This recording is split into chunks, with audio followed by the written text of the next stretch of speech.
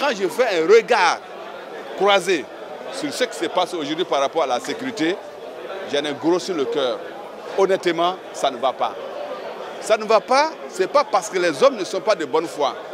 Je salue et remercie l'exploit du dimanche passé de nos forces de sécurité, la force spéciale antiterroriste, qui a prouvé à la communauté internationale que si on leur donne les moyens nécessaires, ils n'ont pas besoin de l'étranger.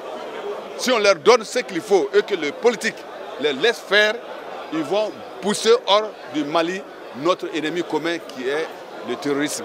Mais malheureusement,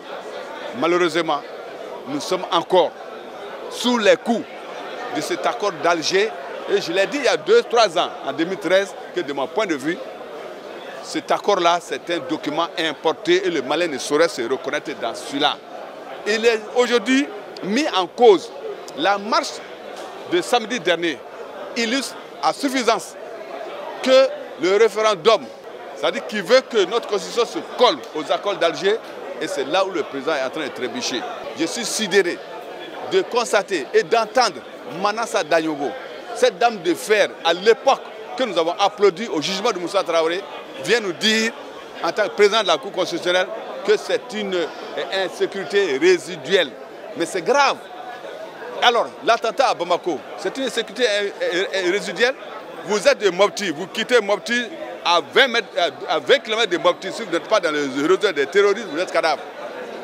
À Massina, vous quittez Ségou. À Massina, circulez sur une moto, vous êtes cadavre. Alors, au centre, ça ne va pas. Au nord, ça ne va pas. La situation d'insécurité, effectivement, c'est une situation malheureusement que le Mali vit depuis bientôt un certain moment. C'est vrai qu'on avait cru de manière, je dirais, peut-être même un peu naïve, que l'accord d'Alger allait mettre un terme à cette situation d'insécurité. Parce que c'est ça l'objectif. L'accord d'Alger nous a été vendu par le gouvernement et je dirais même par la communauté internationale pour dire que ça va être la solution à la crise du Mali. L'accord d'Alger a été signé.